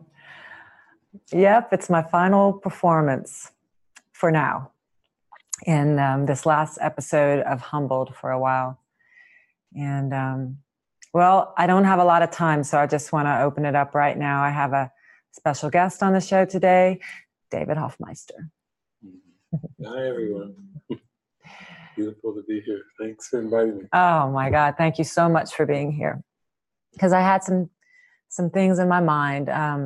Because we have this friend that's come to visit us in Mexico, and her name is Sharon Mosley. And she does readings, has said some things about the Akashic records. And I'm really excited to talk to you guys about this, because I secretly go online and look at my readings sometimes and get readings. Since I've been in community, it's been my hidden secret. Only Emily knows about it. And it's surprisingly, it's all been like dead on. Every single reading I've ever just pulled up for Virgo or the chat of the day or whatever. And it's all said, you're going to get married. You've had 7 years of intensity, and the next 7 years are going to be very, very joyful. And it's time for you to really relax and just love yourself and be in the joy of living. And they all said I would fall in love, but mostly with myself, that I would know this universal love inside of me that was, it just feels, it feels really deep, because we've all yearned for that. And I feel like I've been working on that for the last 5 months at La Casa, really, really deeply doing the work inside of me. And yet anytime I think I've gotten anywhere, I always am shown that I really don't know anything. So it's almost like I can see a part of my mind doesn't even want to accept that this is my time to really be in joy and accept the gifts of God's love and the fruits of my mind training. And I can also tell if I'm not to be looking at the internet and those readings, like none of it will make sense. Like all of it is right on, or none of it is on. So I know that Spirit guides me as to when to look at those things and when not to. I started last night in prayer about what I wanted to ask you. And as I talked to myself about it, I started to answer my own question. It basically was, when and how do we allow the joy? And then as I was talking to you in my mind, it was like, I've watched the ones who've gone before me just focus and focus and function and mind training and, just really work in it. And then I've noticed the ones who've gone before me many years have settled. They are sinking into the silence. They're in God's love. And I answered my own question because it was like, you put in the mind training, and eventually your mind is relaxed and you can enjoy the fruits of your labor. I just thought maybe you could speak to me a little bit about the readings, and also about anything you could say in how to accept this joy and this love when it's time. Well, I think the readings, they are symbols that the Spirit can use to bring a sense of ease, of comfort, to reinforce the message of relax. Sometimes it's feeling too much overwhelmed when it seems like it's just everything is so wide open. It's all the unknown. Because the ego, as it's being undone, it has a tremendous fear of the unknown, which is really fear of the known. It's the fear of redemption. It's the fear of love. But to the ego, it's like it sees the timeline, as the known, and where is this all heading is the unknown. So I think that it can be used as guided in that way to bring a sense of, okay, here's my direction, confirmations, that you would fall in love, that you get married, that you would be having the next 7 years would be very different. They used to talk about the 7-year itch, but it's like, it's whatever that is, it's like, it's a real confirmation of new beginnings. And I think too, that sense of the joy really comes in when the name of your show is Humbled, and you feel like you keep getting more and more humbled, and it just goes where everything seems more and more involuntary. So there's not this sense of trying to figure out or to try to find the path in form. And it's kind of like the branching of the road section in the Course, where the hardest is the steps along the new way, just because there's a temptation to go back. Always wanting to go back to a formula, or what's tried and true, or what have my brothers and sisters done, or whatever. But I think you're just starting to feel like you're seeing symbols of rest, of relaxation, of merging in, of, oh, okay, take it easy, it's all handled. And I think that's been the value of all the miracles that you've had, is you're really seeing that it's all been handled beautifully, and you can start to feel more of just self-acceptance of, okay, I'm right where I need to be, and I don't need to try to figure something out or look for a problem anymore. It's like the joy is not the problem. You know, the joy is just when you give yourself the power and your mind to merge with that, then that's what it was all for. It was never about heartaches or struggles, you know, at any point. That's beautiful. Yeah.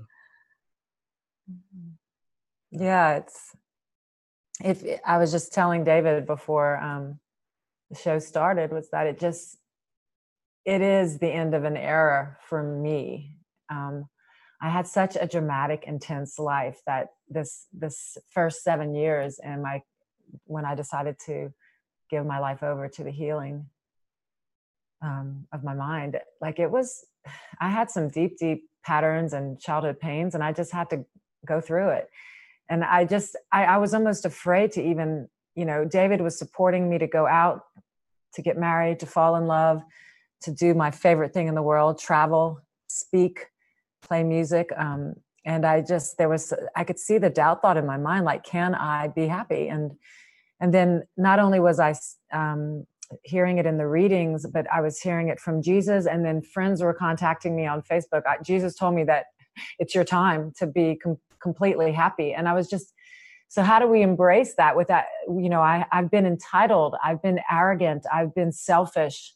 You know, in the beginning of this journey, I didn't want what was best for the whole. I didn't want to be scared anymore. I was in survival mode. And now the more that I give,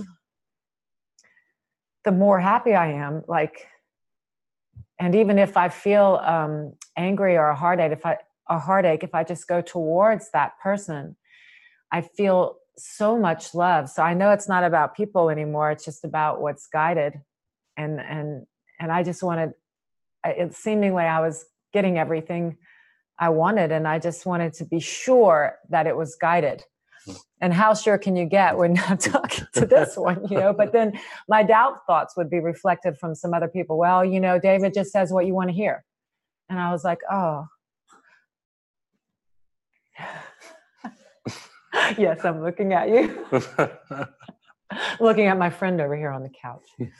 But it's okay, because I realize that those are my doubt thoughts, and I have to look at those doubt thoughts. And I love you for that, Jason. I do. There's even a softening with the ones who are there to make me really question what's still there. That's a gift. I mean, that's such a gift. And of course I have David, but he will always tell me if it's not guided. Like, he won't tell me what to do, but he'll go, yeah, well, you'll say something and I'll know. So I'm grateful for that.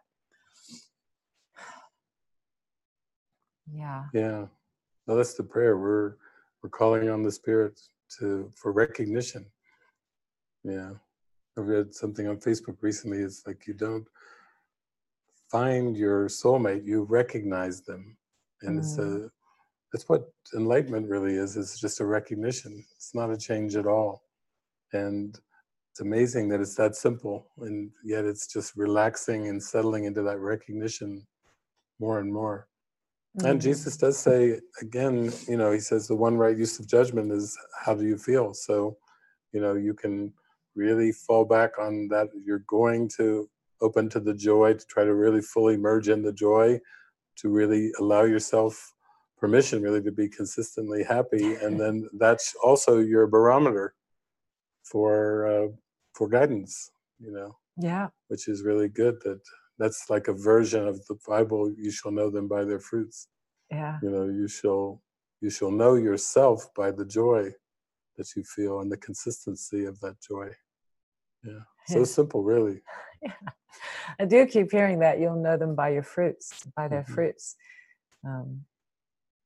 But there was just a part of me that wouldn't accept that it was time, even though I've been shown that it is. So that's good.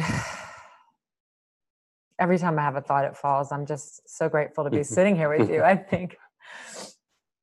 Yeah, I remember now, because I've been so greatly and deeply supported in these past 7 years, but it was intense, and I had these strong beliefs, and I wanted to be right about my pain, you know? And so as I just did what was guided, and it was very uncomfortable to be with myself these last months and face what I needed to face. I think there's a point when we start to think like this is never going to end, but you wake up one day and it's not there anymore. And then you think you're done, and a week later you have to face it again, maybe, but you really don't remember the bad things. You only remember the love. So this next era, this time, when I was trying to do what was coming into my life, when I was trying to kind of pass on what I learned in a way that was helpful for me, maybe hard, but helpful, it didn't work. Like, it wasn't working for me to kind of act out what I had been through. So I had to learn that the past is truly gone. And just joining with Micah, I realized that I wasn't going to be able to repeat the past. I was going to have to pray with her and ask for guidance. And I realized that I had gained a sense of integrity. Like, there was no way I could do what I had done in the past to try to get my way or help spirit out. It was like, I can truly feel every little nuance now.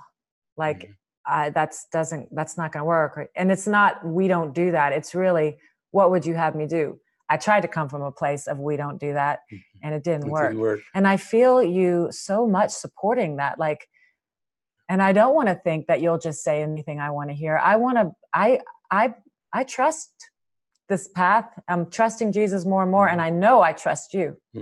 So yeah, I feel solid that you'll tell me if you do feel something's not given. Yeah. I think you're discussing, when we talk about this eclipse, and we talk about, because this is the day that everyone's talking about it, and it's very much about leave behind past patterns, be ready for significant changes, be ready to leave the past behind. For human beings, just like in the 12-step program, there's 12 steps, and they don't say just come walk through the door and we'll just give you the darshan or give the transmission and out you go and you're enlightened. It's actually here's the structure, here's the steps. We just watched a movie with Joaquin Phoenix, I think, that you've seen. Yep, I too. did. He won't get far by foot. Yeah. Don't worry, he won't, Gary. Yeah, he won't get far by foot, which was so beautiful about work it. And that's what the sponsor kept saying, just work it. Come back, do the steps. And for someone who's going through a lot of pain and chaos and hurt, the steps are very, very helpful. In fact, they're necessary. And so these 7 years have been work the steps. And then I think you reach a point, that's what this big lunar eclipse is about, especially for what we're talking about and for our whole community, for all of you. It's like, are you ready to go into prayer? Are you ready to fully dive into the prayer instead of trying to figure out next steps or whatever? It's really to get into this deep, deep prayer And that is the connection with spirit. That's a direct connection with spirit, where everything that you need to know, you will be told. You see how you have gratitude for the steps. You have gratitude for the structure. You have gratitude because it was all necessary. I do. Yeah. I know how to pray now. I don't start my day without getting up and praying, lighting a candle, doing my lesson. I won't go out to eat without praying. I used to just, if I could just get there, I'd be happy. What I need, what I want. You're so right. I needed those steps. Yeah, yeah. And now the prayer of the heart, it reminds me of that time when a group of us went down into the Mormon temple and the grounds and everything like this. And we were just walking around on a day, and then there were more Mormon missionaries everywhere, just like scurrying about. And then they came up to us, and there's a group of maybe 6, 7 of us. And then this one woman, she was just in the passion and the glory and everything. And she came up to our group, and she just went around the group, and she looked everybody in the eye, and she pointed to them, and she looked them straight in the eye. Will you pray with me? When the first one was silent, she went to the next one. Will you pray with me? She went to the third. Will you pray with me? She looked them all directly in the eye. Will you pray with me? Very powerful symbol. And then she came around to me, and she looked me straight in the eye, and she said, will you pray with me? And I said, I pray unceasingly. She went, oh, that's so good. That's what she was fishing for, was that answer. I pray unceasingly. And really, we're taking the prayer off of the idea of praying gratitude for this, or praying over grace over dinner, or the specifics. We're coming into realizing that prayer is the song of our heart.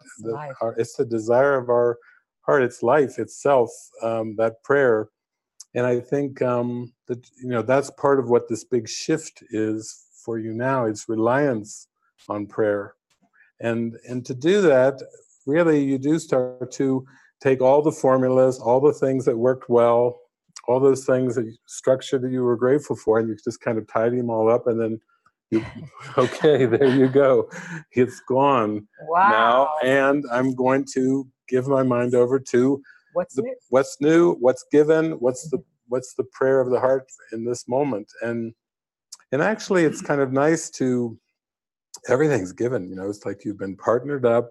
You're ready to hit the road for a time, and what a beautiful opportunity, because both of us know how the spirit can use the symbol of travel. It's just symbols, but is as far even more loosening, being more like a translucent vessel of guidance of light, because the symbols change so fast when you're traveling. Yes. And it's so beautiful. I've always felt, thank you, Jesus, for that beautiful use of symbols to free me from reliance on the symbols.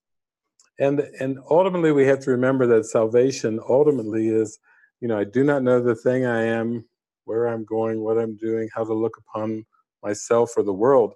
It's actually what the ego would call being completely gullible, is really being completely open to the moment and open to be used without any past reference. And that's what prayer really is. Prayer frees us from constantly basing our decisions on past references, and let it be given. If there's a word I'm to speak, then you give it to me. If there's someone I'm to call or to visit, then you tell me. You go before me. I would step back and let you lead the way, Spirit. You go before me in everything. And that's really prayer. That's what prayer really is. So I think that is significant too, because you have gratitude for what seemed to come before, but now you can't go ahead on the branching of the road, because you can't go the way that you came before. If there is a branch, and the branch is really calling you into this deep prayer, and it's saying, you'll do fine, you'll do great with this. You have a willing heart, you're willing to listen, to follow, to serve the Spirit, and that is a significant shift. Oh, wow. While you were speaking, what I heard, like, wow. And that is our prayer, is to be in prayer all the time. That's all we want. But, it takes a lot of it just takes a lot of reminding yourself, oh, I forgot to pray. And I've traveled so much with you, David, and Kristen, and even Eric. So I relied on, they had all been in the training longer than me. And so there was kind of maybe even a laziness. Like, I know if I don't got it, they do. But now Micah's just come 4 weeks in community, and she was basically just doing tasks that were given to her. So although we're going to pray together, I know that I've, it's not like I have to be, so I feel excited about that though. Yeah. It's very sparkly. It's sparkly, it's like that whenever two or more come together in my name, I am there. That's the sparkly, the joy of it, because it's like you're right on the edge. It's like that scene in Titanic, when Kate and Leonardo are right at the very point of the ship, and he says, "I got you," and she's just like leaning out over ship as the wind's blowing her hair. She's at the very front. The entire massive ship is all behind her, and she's being held by Leonardo, and there they are, and they're in that beautiful moment. And then, of course, Celine's voice comes on, and everyone's just going, "Oh my gosh, I don't know what that is, what I'm experiencing in this moment, but I want that." I want that, and that's the joy of being in the moment in the prayer, really letting go of your markers. Even dancers on a stage, ballerinas, they always talk about hit your mark, and there's little mark. But it's like when you get into the prayer, then you're not looking for the markers anymore. When someone's in a sports event and the athlete gets into the zone, everything seems to slow down, and they feel like, oh, it's just all just perfect. The experience feels perfect, but it's also, there's no individual doer in that. And that's what all this practice has been loosening from the doer, because the doer would try to step in every once in a while, and that's where the anxiety or stress would come in. And now you have to practice with relationship, with just showing up and stepping back. I will step back and let you lead the way, show me the way. You just kind of show up in presence, in your mind, and then you see how easy it all is. Everything is completely taken care of. There's no difficulties whatsoever. Yeah, because I've had intervals of that, but now what I'm hearing and what I'm feeling is it's time for that to be all one movement, like always in prayer and never in anxiety, because I've linked in to my source and I stay there. And two or more are gathered. I have Micah's hand to hold and give it, over and over and over. So it feels so exciting and beautiful, and I'm grateful. And I leave. So today is the full moon, and we have a meditation tonight at La Casa with our friend who's visiting. And I leave 2 days later, and I do feel like it's time to let go of the intensity in the past, and not to say there won't be more healing, but I say yes to this joy and this love and this new era of gentle love and just flowing with the spirit. And so we'll be meditating and putting our prayers out tonight, and just being together for this huge epic event. It's like the blood red moon or something. And it's saying that all that you've worked on and all that's time to shed, it's going now. This is the time. The past is gone, and old patterns that we've been working on being healed are done. They're done. And I say yes. With you, David Hoffmeister. Yay. We go for it. We say yes. It's beautiful. I can see, it's love seeing all your smiling faces there too. All our collaborators, collaborators of mind. That's what we all are, collaborators of mind. Where we're rejoicing together, the Spirit's pouring through us, and it's a community without boundaries. It's a community without walls. It's a community without words. Even it's a community of this presence and this deep love that we feel, and we're all being used together. And I just love to watch the orchestration. I love to see the smiling faces.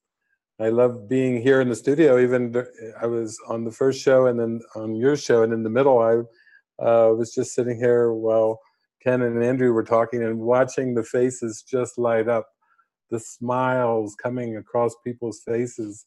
You can see the joy. You can see the witnesses of the transmission of this love that's going, and the witnesses are all around us, and we're all being used. We're all part of that now. So isn't it fun? Isn't it exciting to rejoice together? Also, it's fun, but there's lots of travels coming in. I've got some, you've got some, and we're kind of we'll be connecting or coming together. It feels like over in Europe. Yep. After your time in Florida and Canada, you're going to come over there, and I'll be over there in the springtime. So, but it's all wide open. I see our collaborators are with us, Monique and Micah, and a lot of the ones from Europe will be collaborating. I see Bridget. Yeah. Hopefully we'll get something in there. But, you know, we're just going to wait and let it show itself just from the prayer of the heart. Peter up there in England. Oh, and yeah. I could just see it's all there, and we're just kind of just going to watch it happen. Yeah. I'm flying into Europe just a few days before or after David, and we have 3 months that we can be in the country for now. And then I haven't booked any gatherings out there. I know David will be based in the Mallorca house.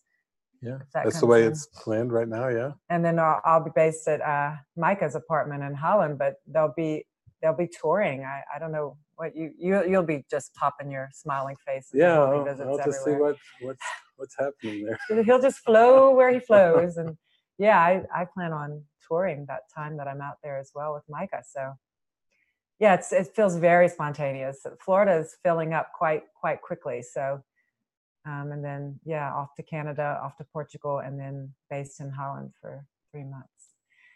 At the same time as David will be there, and I'm sure I'll be at the Mallorca house. You had felt that we'd make some pop-ins there. Yeah, so. Yeah. It's finally here. I don't know if Micah and I could wait any longer. We were like really ready. That's beautiful.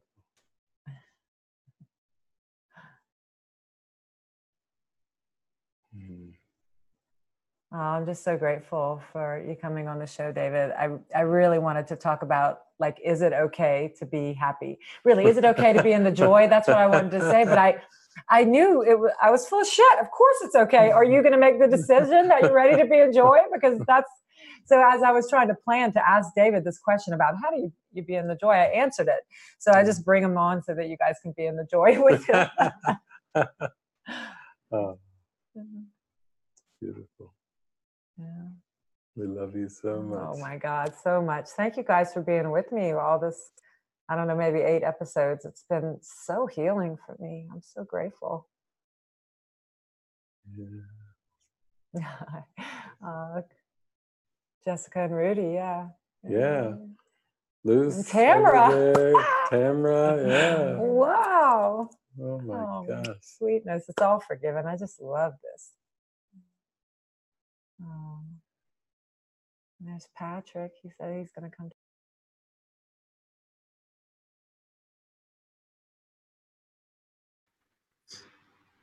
Okay, thanks, guys. Well, today is Events Day, and forgiveness opportunities abound. I'm undoing the I Know Mind. When I went through the event list, I went to the end of the page, thinking that's it. Well, there's actually a second page. So, just to keep everything going here, I just got to grab it on my screen. So, coming up on February 22nd is listening to the still small voice, and that's a 4-day retreat with Kristen and Jackie in Denmark. That would just be absolutely fantastic. So, if you're in and around Denmark, February 22nd to 25th, that's when they're there. March 14th, we talked about a couple of book events. March 14th is for sure.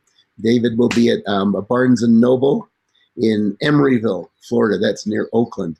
That's March the 14th. And as Ricki just mentioned, the 21st of March through the 24th, she'll be in Edmonton, Canada with a Going Deeper retreat, followed by a Pathway to Peace. And that will be her move into Europe. She'll be in Portugal from the 28th to the 31st. And as she said, she is open to invitations. So you can just email her and let her know that that you're feeling the tickle, and I'm sure she'd love to set something up with you. Going a little further into the future, May 17th is Frances Zhu, and she'll be at in Solihull in England. A New Generation Speaks. And then, not to be forgotten, because it's out in the future, but it's August 2nd to the 6th, is the Awakening to Love. Come As You Are, I love that, retreat in Utah. And they're still open. There's still early bird pricing available for that. So that's really cool. And then in October, from October 7th through the 13th, there's an Into the Kingdom. It's a 7-day retreat in Holland. David will be there along with some of the other Living Miracles gang.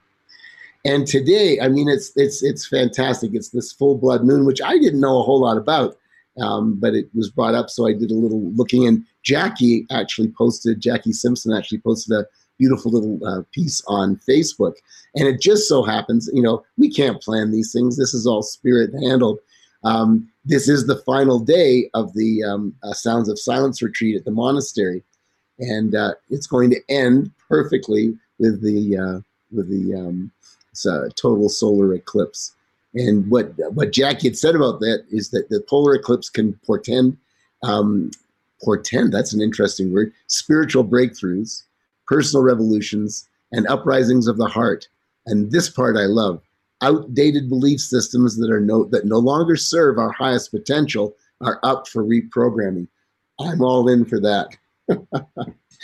So that's it. That's it for me for today. That's it for us for today. Thank you all so much for joining.